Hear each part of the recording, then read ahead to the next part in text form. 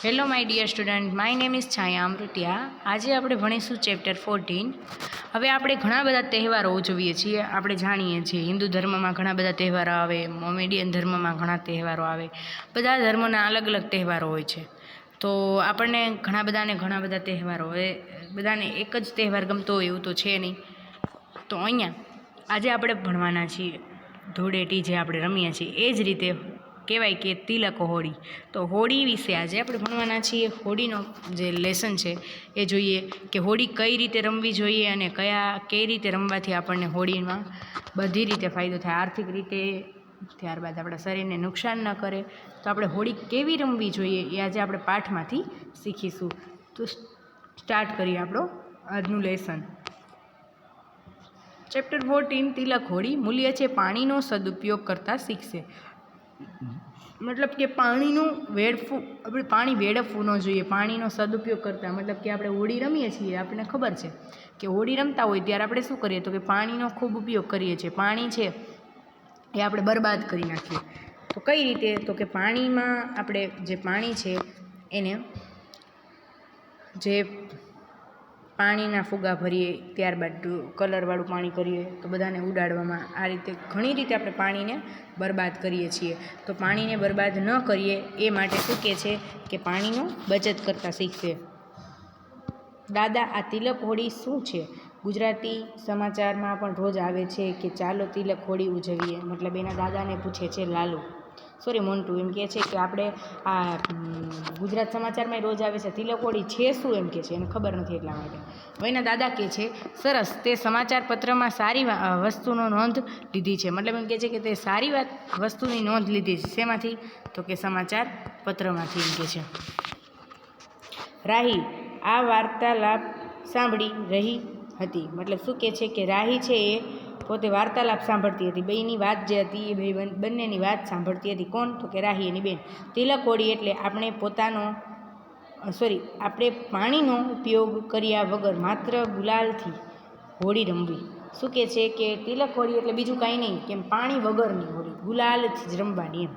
નીચે બોક્સમાં હોળી રમવા માટે લેવાતી કોઈ પણ બે વસ્તુઓનું ચિત્ર બનાવો. મતલબ કે કલર અથવા તો પિચકારી, જે તમે કંઈ રમતા હોય જેનાથી, એનું તમારે ચિત્ર અહીંયા દોરવાનું છે. હવે આપણે જે હોળીની વાત કરતા હતા એ જોઈએ. તિલક હોળી કોને કહેવાય અને કેવી હોય છે? હોળી આવી રે ભાઈ હોળી આવી, ખુશીઓની ભરમાર લાવી. ભરમાર એટલે કે ઢેર સારી ખુશીઓ, એમ જાજી બધી ખુશીઓ લાવી, એમ કહે છે કે હોળી આવી રે ભાઈ હોળી આવી, ખુશીઓની ભરમાર લાવી. વર્ષોથી રમતા હતા હોળી. મતલબ કે વર્ષોથી આપણે કહેવાય ને કે આપણા પૂર્વજો પણ હોળી રમતા હતા. તો કહે છે કે હોળી શેના માનમાં રમાય એ ખબર તમને? હોળી પર્વ તહેવાર કઈ રીતે આવ્યો એ તમને ખબર છે? તો એનું એક મહાત્મ્ય છે કે જ્યારે પ્રહલાદ છે એ હરણ્યકશ્યપનો પુત્ર હતો અને હરણ્યકશ્યપ જે છે એ પોતે ખુદને જ ભગવાન માનતા હતા અને પોતાની પ્રજાને પણ કહેતા કે તમે મને ભગવાન માનો, અને પ્રજા પણ એને ભગવાન માનતી. પરંતુ એક એનો પુત્ર છે કે જે પ્રહલાદે એના પિતાજીને કહી દીધું હતું કે હું તમને પ્રહલાદ એના પિતાને ભગવાન નહોતો માનતો. એમ કે જે તમે માણસ છો અને મારા ઈશ્વર તો ભગવાન છે, જે ઈશ્વર છે એને જે પોતાના ભગવાન માનતો હતો. ત્યારે એના પિતાજી છે એને અવનવા અખતરા કરે છે, મારી નાખવાની કોશિશ કરે છે અને કહે છે કે તું મને ભગવાન શા માટે ન માને? આખી દુનિયા મને, મતલબ કે આપણું આખું રાજ્ય મને ભગવાન માનવા તૈયાર છે, તું શા માટે ન માને? એવી એની હતી. જ્યારે સર્પ એના રૂમમાં જ્યારે ભરી દેવામાં આવે ત્યારે ભગવાન એની રક્ષા કરવા માટે આવતા હતા અને જે સર્પ છે એની જગ્યાએ એને હાર બનાવી દેવામાં આવતા હતા. અને જ્યાં જ્યાં કષ્ટ પડે એવી જગ્યાએ પ્રહલાદને મૂકવામાં આવેલો હતો. અને છેલ્લી વારમાં તો જ્યારે કૃષ્ણ ભગવાન છે ઈશ્વર, ત્યારે એ જે ઝાડ છે એની ફઈ છે જે હોલિકા, એની સાથે એને બેસાડવામાં આવે છે અને એને વરદાન હતું કે હોલિકાને સાડી આપવામાં આવી હતી. જે સાડી ઓઢીને, ચૂંદડી ઓઢીને બેસે તો એ જ ચૂંદડીથી એ ક્યારેય બળશે નહીં, એવું એને વરદાન હતું. પરંતુ જ્યારે પ્રહલાદની ભક્તિ સાચી હતી તો તેને શું થાય છે તો કે ભક્તિના કારણે એ ચૂંદડી છે એ પ્રહલાદ પર ઢકાઈ જાય છે અને હોલિકા દહન થઈ જાય છે. મતલબ કે હોલિકા બળી જાય છે. હવે એના માનમાં જે પ્રહલાદ બચી ગયો હતો એના મનમાં બીજા દિવસે હોળી જે દિવસે આપણે પ્રગટાવીએ એના બીજા જ દિવસે જે ધૂળેટી રમવામાં આવે છે, મતલબ કે એ ખુશીનો દિવસ હતો. તે દિવસે બધા રંગેથી અને ધામધૂમથી ઉજવતા હતા. હવે અહીંયા આપણે જોઈએ કે કઈ રીતે બધી વાત કરવામાં આવી છે. વર્ષોથી રમતા હતા હોળી, મતલબ કે જે વર્ષોથી રમતા હતા એ કઈ હતી તો કે પાણીથી બધા રમતા હતા એમ કે છે. રંગમાં પિચકારી બોડી બોડી, શું કહે છે કે બધા રંગમાં પિચકારી બોડી બોડી. હવે પહેલાં તો કેવું હતું તો કે ગળીના પાણી કરે અથવા તો કોઈ કંકુનું પાણી કરતા એવું હતું, પણ અત્યારે કેવું કરીએ છીએ આપણે તો કે પાકા કલર લઈ આવીએ. 10 દિવસ સુધી 12 દિવસ સુધી આપણા શરીર પરથી જાય પણ નહીં અને સ્કિનને પણ ખરાબ કરે એ કલર. તો કહે છે કે એ જે કલર છે એ ખૂબ નુકસાન કરે છે, તો એવા કલરનો યુઝ કરવો જોઈએ નહીં. શું કહે છે? રંગમાં પિચકારી બોડી બોડી. હવે કંઈક નવું વિચારીએ, પાણીનો વ્યય અટકાવીએ. શું કહે છે કે હવે કંઈક નવું વિચારીએ એમ કે છે. અત્યાર સુધી પાણીનો બગાડ કર્યો પણ હવે પાણી અટકાવીએ, મતલબ કે બગાડ જે પાણીનો છે એ અટકાવીએ એમ કે છે. પિચકારી ફુગ્ગા દઈએ છોડી, શું કહે છે? પિચકારી અને ફુગ્ગા છે ને એ છોડી દઈએ એમ કે છે. ચાલો રમીએ તિલક હોળી, મતલબ કે હવે પિચકારી અને ફુગ્ગાની આપણે જે રમત પહેલાંથી કરતા આવીએ છીએ, પાણીથી રમવાની વાત છે એ બધું છોડી દઈએ એમ કે છે. હવે તિલક હોળી ચાલુ કરીએ એમ કે છે. એકમેકને તિલક કરીએ, કેસુડાના રંગથી રમીએ. શું કહે છે? એકમેકને એટલે કે એકબીજાને આપણે તિલક હોળી, મતલબ કે કલર છે જે ગુલાલ છે એ આપણે કેવો કહેવાય કલર તો કે એ જે એનો કલર પાકો ન કહેવાય, એટલા માટે કહે છે ગુલાલનો કલર એકબીજાને કરીએ, તિલક કરીએ અને શું કહે છે તો કે એનાથી રમીએ, કેસુડાના રંગથી રમીએ. કેસુડાનો રંગ છે એ કેવો એકદમ કેસરી, એને ભૂકો કરીને લગાવવામાં આવે તો પણ એમાંથી સરસ મજાની સુગંધ આવતી હોય છે, એટલા માટે કહે છે કેસુડાના રંગથી રમીએ. એકબીજાને આપીએ વચન, શું કહે છે કે આપણે જે હોળી રમીએ છીએ તો આપણે બધા સાથે હોઈએ છીએ, તો કહે છે કે એકબીજાને આપણે વચન આપીએ એમ કે છે. પાણીનું અમે કરીશું જતન, શું કહે છે કે પાણીનું અમે કરશું જતન એમ કે છે. હોળીના સુંદર તહેવારે ભેગા મળી સૌ આનંદ કરીએ. શું કહે છે કે પાણીનું અમે બચત કરીશું, જતન કરીશું, મતલબ કે આપણે સાચવીશું પાણી, અમે પાણીથી હોળી રમશું નહીં એવું વચન એકબીજાને આપીએ. અને હોળીના સુંદર તહેવારે, મતલબ કે હોળીનો જે તહેવાર છે સુંદર મજાનો કે જે ભેગા મળી સૌ આનંદ કરીએ, મતલબ કે આપણે ભેગા મળી અને બધા આનંદ કરીએ. હોળી આવી રે ભાઈ, હોળી આવી રે ભાઈ, હોળી આવી. જો હવે આ હોળી ઉપરથી આપણને ઘણું બધું જાણવા મળ્યું. હવે જો એક વાત તો એ છે કે કલર છે આપણે ધૂળના કલર લઈએ, જે માટીના કલર બનાવેલા આવે છે રેતી ટાઈપ, એ કલર ઉડાડવામાં આવે તો આંખમાં પણ પડે અને એ આંખમાં પડતાં જ આપણી આંખ છે એ ખરાબ થઈ જાય. ઇવન જો એકવાર આંખમાં પડી ગયો અને પછી એ જો આખી જિંદગી આપણે આંખ બંધ થઈ જાય છે, દુનિયા છે એ જોવાનું આપણે ચૂકી જઈએ, બંધ કરી દઈએ, બંધ થઈ જાય આપણી દુનિયા, જોઈ શકીએ નહીં આપણે.